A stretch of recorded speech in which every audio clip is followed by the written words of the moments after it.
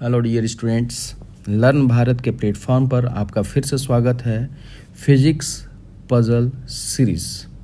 Physics puzzle series आपके लिए NEET के लिए कुछ पजलिंग क्वेश्चन लाता है, स्मार्ट एंड स्मॉल क्वेश्चन, जो कि आपको कंफ्यूज कर सकता है और आप रॉन्ग सॉल्यूशन की तरफ बढ़ सकते हैं। तो आपके सामने एक मैग्नेटिज्म से रिलेटेड बहुत अच्छा क्वेश्चन है।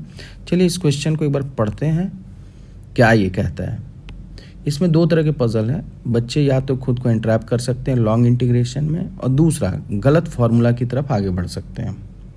तो ये क्वेश्चन कहता है, a rigid conducting sphere have mass is uniform over its whole volume, have charge Q given to it and have radius R. ये सब डायग्राम में दिखाया गया, आप देख सकते हैं। ये स्फीयर है, is in pure rotation about it's fixed diametrical axis. ये डायमेट्रिकल एक्सिस ये है, with constant angular velocity omega.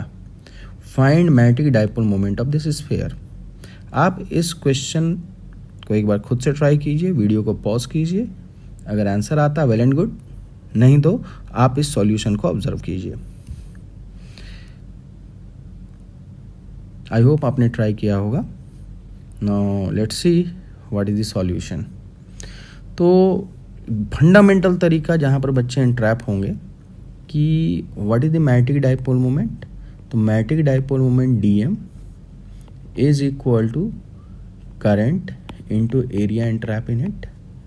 Therefore आप यहाँ पर क्या करते हैं, एंगल थीटा पर एक एलिमेंट लेते हैं। आप देखेंगे ये कैसा एलिमेंट है, यहाँ पर आप देखिएगा रिंग एलिमेंट लिया गया है। ये रोटेटिंग रिंग खुद में एक करंट की तरह बिहेव करेगा, और यही करंट डी आई इसके रोटेशन से, और इसकी रेडियस ऑफ रोटेशन अगर यदि आर है तो इसके रोटेशन से आपके सामने क्या आ जाएगा, magnetic dipole moment current into area. और हम सॉल्व कैसे करेंगे इसे, नेट मैग्नेटिक डाइपोल मोमेंट आप इंटीग्रेशन करेंगे, यानी कि summing of all such magnetic dipole moment up to infinite, यानी कि इंटीग्रेशन। लेकिन हमारे पास इसका शॉर्टकट मौजूद है। तो पहला ट्रैप क्या है, बच्चे लॉन्ग इंटीग्रेशन में फंस सकते हैं। ये तरीका बड़ा है, इससे छोटे तरीके हमारे पास मौजूद हैं। और वो तरीका क्या है, gyro magnetic ratio.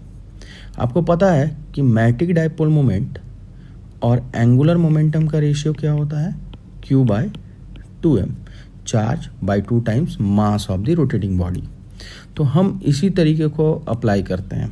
Since magnetic dipole moment capital M से मैंने दिखाया, टोटल चार्ज Q/2m, ध्यान दीजिएगा स्मॉल m मास है, capital M magnetic dipole moment, into L angular momentum. ये वेक्टर रिलेशन जो है, हम इसमें से केवल मैग्नीट्यूड के रिलेशन को यहाँ पर ले रहे हैं।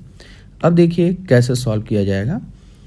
m is equal to Q/2m, L हो जाएगा एंगुलर मोमेंटम, और यहाँ पर spin angular momentum I omega about its diametrical axis.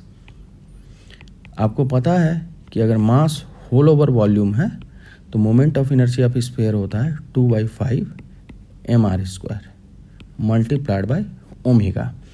तो यहाँ पर पहला ट्रैप तो ख़त्म हो गया कि आप इंटीग्रेशन में ना फंसें। अब नेक्स्ट ट्रैप यहाँ पर आता है। बच्चों ने निकाला यहाँ पर इस तरह से, what is the magnetic dipole moment Q, आप देखिएगा यहाँ पर मल्टीप्लाइड बाय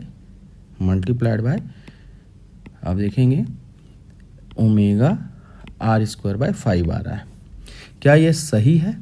और ये फॉर्मूला लगाते समय हमें क्या प्रिकॉशन लेना चाहिए? तो ये आंसर हमारा बिल्कुल गलत है। मोमेंट ऑफ इनर्शिया निकालने में कोई कमी नहीं है। गलती कहाँ है?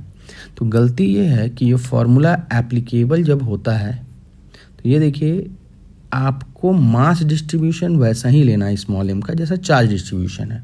ये कंडक्टिंग स्फीयर है, और कंडक्टिंग स्फीयर के सरफेस के ऊपर चार्ज होता है। लेकिन हमने जो मोमेंट ऑफ इनर्शिया लिखा था वो पूरे वॉल्यूम के ऊपर मास का लिया था। भले पूरे वॉल्यूम के ऊपर मास ये है, लेकिन आप मोमेंट ऑफ इनर्शिया का फॉर्मूला वो लगाएंगे तो चार्ज ओवर वॉल्यूम के लिए आपको डाइपोल मोमेंट पता चलेगा। लेकिन कंडक्टर के सरफेस के ऊपर चार्ज होता है, इलेक्ट्रोस्टैटिक्स में हमने पढ़ा था। यहाँ पर इस तरीके से आप एक ट्रैप में फंसते हैं। तो सॉल्व कैसे करेंगे, आप Q/2m जैसा वैसे ही रहने दीजिए, लेकिन मास को मान लीजिए कि चार्ज की तरह ये भी सरफेस पर है और एक थिन सेल है, तो मोमेंट ऑफ इनर्शिया हो जाएगा 2/3 mr² मल्टीप्लाइड बाय ओमेगा, और हमारा आंसर क्या हो जाएगा यहाँ पर, आप देखिए हमारा आंसर आएगा 2m और 2m कैंसिल हम करेंगे,